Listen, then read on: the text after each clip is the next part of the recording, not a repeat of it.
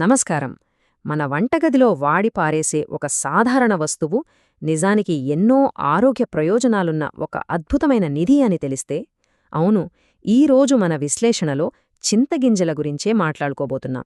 దీన్ని కేవలం చెత్తగా భావించే మన ఆలోచనా విధానాన్ని మార్చేలా ఈ గింజల్లో దాగున్న రహస్యాలను ఇప్పుడు బయటపెడదాం. రండి, మొదలు పెడదాం. ఈ రోజుల్లో సాధారణంగా వినిపించే ఒక మాటను ఒకసారి గుర్తు చేసుకుందాం.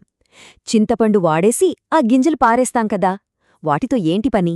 ఇదంతా పాతకాలం పిచ్చి అని ఈ తరం వారనుకోవడం చాలా సహజం.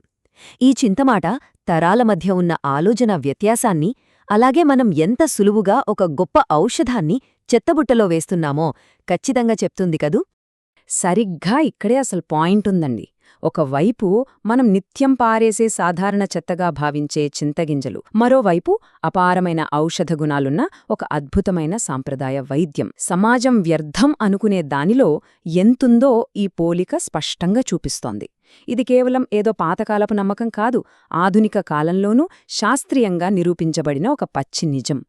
ఈ అద్భుతమైన విషయాన్ని మరింత స్పష్టంగా అర్థం చేసుకోవడానికి మనం ఈ విశ్లేషణను 4 విభాగాలుగా చూద్దాం. 1. విస్మరించిన అద్భుత ఔషధం. 2. దీర్ఘకాలిక వ్యాధుల నివారణ. 3. అందం మరియు తక్షణ ఉపశమనం. ఆఖరిగా దీన్ని సరిగ్గా వాడుకునే విధానం. ఇక మొదటి విభాగం విస్మరించిన అద్భుత ఔషధం. మన పెద్దల సాంప్రదాయ జ్ఞానం నేటి ఆధునిక సైన్స్తో ఎలా సరిపోలుతోందో ఇప్పుడు చూద్దాం. రెండవ విభాగం దీర్ఘకాలిక వ్యాధుల నివారణ. శరీరంలో అంతర్గతంగా వచ్చే అనేక రకాల సమస్యలకు ఈ గింజలు ఒక దృఢమైన కోటలా ఎలా పనిచేస్తాయో తెలుసుకుందాం. అసలు ఈ గింజల్లో ఏమున్నాయో తెలుసా? ఫాస్ఫరస్, మెగ్నీషియం లాంటి ఖనిజాలు మన ఎముకలను ఉక్కులా మారుస్తాయి. కీళ్ల నొప్పులకైతే ఇదొక బ్రహ్మాస్త్రం లాంటిది. అలాగే ఇందులో ఉండే హై ఫైబర్ వల్ల మలబద్ధకం, కడుపు ఉబ్బరం లాంటివి దరిచేరవు. ఇక పొటాషియం విషయానికొస్తే ఇది చెడు కొలెస్ట్రాల్ను తగ్గించి బీపీని కంట్రోల్ చేసి గుండెను పదిలంగా ఉంచుతుంది. కేవలం మినరల్స్ మాత్రమే కాదండి, ఇందులో ఉండే కొన్ని ప్రత్యేకమైన ఎంజైమ్స్ శరీరంలో కొవ్వు పేరుకుపోకుండా గట్టిగా అడ్డుకుంటాయి. ఆకలిని కంట్రోల్ చేయడమే కాకుండా మెటబాలిజం రేటును అమాంతం పెంచుతాయి. అంటే ఎలాంటి కృత్రిమ మందులు లేకుండా సహజంగా బరువు తగ్గాలనుకునే వారికి ఇది నిజంగా ఒక గొప్ప వార్త. ఇక్కడ గమనించాల్సిన మరో కీలకమైన విషయం ఏమిటంటే, ఈ గింజలు బ్లడ్ షుగర్ను కంట్రోల్ చేసే ఒక పవర్ఫుల్ రెగ్యులేటర్గా పనిచేస్తాయి. ఇవి ప్యాంక్రియాస్ పనితీరును మెరుగుపరిచి శరీరంలో ఇన్సులిన్ సరిగ్గా ఉత్పత్తి అయ్యేలా చూస్తాయి. మధుమేహాన్ని అదుపులో ఉంచుకోవడానికి ఇదొక అద్భుతమైన సహజ సిద్ధమైన మార్గమనమాట. ఇంకా చెప్పాలంటే దీంట్లో యాంటీఆక్సిడెంట్లు, ఫ్లేవనాయిడ్లు పుష్కలంగా ఉంటాయి. ఇవి మన శరీరానికి ఒక రక్షణ కవచంలా మారి ఫ్రీ రాడికల్స్తో పోరాడతాయి. కణాలు డ్యామేజ్ కాకుండా కాపాడ్డమే కాకుండా కొన్ని రకాల క్యాన్సర్లు రాకుండా ముందే అడ్డుకునే అవకాశం ఉందని ఈ విశ్లేషణలో స్పష్టమవుతోంది. ఇక మూడవ విభాగం అందం మరియు తక్షణ ఉపశమనం. కేవలం అంతర్గత ఆరోగ్యమే కాదు, మన బాహ్య సౌందర్యానికి కూడా ఇవి ఎలా పనికొస్తాయో చూద్దాం. ఇది వింటే ఖచ్చితంగా ఆశ్చర్యపోతాం.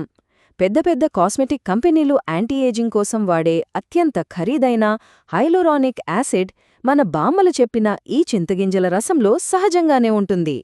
ఇది చర్మానికి తేమను అందించి ముడతలు రాకుండా చేసి ముఖాన్ని ఎప్పుడూ యవ్వనంగా, గ్లోయింగ్గా ఉంచుతుంది. ఇవి కేవలం దీర్ఘకాలిక సమస్యలకే కాదు, రోజువారీ ఇబ్బందులకు కూడా క్షణాల్లో చెక్ పెడతాయి. పసుపు రంగు పళ్లను ఈ పొడితో రుద్దితే ముత్యాల్లా మెరిసిపోతాయి. అలాగే గోరువెచ్చని నీటిలో కలిపి పుక్కిలిస్తే గొంతునొప్పి, టాన్సిల్స్, దగ్గు ఇట్టే మాయమవుతాయి. అంతేకాదు, మహిళల్లో తరచుగా వచ్చే తెల్లమైల లేదా వైట్ డిశ్చార్జ్ సమస్యకు కూడా ఇదొక అద్భుతమైన ఔషధం. చివరిగా 4వ విభాగం సరిగ్గా వాడుకునే విధానం. ఇన్ని లాభాలున్న ఈ గట్టి గింజలను అసలు ఎలా తీసుకోవాలో తెలుసుకోవడం చాలా ముఖ్యం. దీన్ని తయారు చేయడం చాలా సులువు. ముందుగా గింజలను బాగా వేయించాలి. ఆ తర్వాత పైన ఉండే ఆ నల్లటి, గట్టి పొట్టును పూర్తిగా తీసేయాలి. ఆ పొట్టుతో పాటే తినకూడదు. లోపల ఉండే తెల్లటి పప్పును మాత్రమే మెత్తని పొడిగా చేసుకోవాలి. ఫైనల్గా ఆ పొడిని రోజుకు ఒక అరచెంచా మోతాదులో పాలు లేదా గోరువెచ్చని నీటిలో కలుపుకుని తాగడమే. ఫైబర్ అందేలా, సులభంగా అరిగేలా చేసే అసలైన పద్ధతి ఇది. ఒకవేళ పొడి చెయ్యడం కాస్త కష్టమనిపిస్తే మరో ఆల్టర్నేటివ్ కూడా ఉందండి. రాత్రంతా ఈ గింజలను నీటిలో నానబెట్టేయండి. మరుసటి రోజు ఉదయం ఆ నీటిని తాగేసి ఆ మెత్తబడిన గింజలను నమిలి తినేయొచ్చు. పోషకాలను నేరుగా నీటిలోకి విడుదల చేసి మన శరీరానికి అందించే అతి సులభమైన పద్ధతి ఇది. కానీ ఇక్కడ ఒక చిన్న కండిషన్. ఏదీ అతిగా తినకూడదు, తగినంత మోతాదులోనే వాడాలి. ఇన్ని లాభాలున్నాయి కదా అని ఇష్టమొచ్చినట్లు తీసుకోకూడదు. దీన్ని ఒక ఔషధంలా భావించి సరైన మోతాదులో తీసుకుంటేనే దీని అసలు మ్యాజిక్ మనకందుతుంది. ఇక ముగింపుకు వస్తే, ఇన్ని అద్భుతమైన ప్రయోజనాలు ఉన్నాయని తెలుసుకున్న తర్వాత ఆ విలువైన చింతగింజలను ఇకపైన చెత్తబుట్టలో వేస్తామా? ఒక్కసారి ఆలోచించండి. మన అలవాట్లను మార్చుకుని ఈ అద్భుతమైన ఆరోగ్య నిధిని సద్వినియోగం చేసుకుందాం. ఈనాటి మన విశ్లేషణను ఇక్కడితో ముగిస్తున్నాం. మరో ఆసక్తికరమైన అంశంతో మళ్ళీ కలుద్దాం.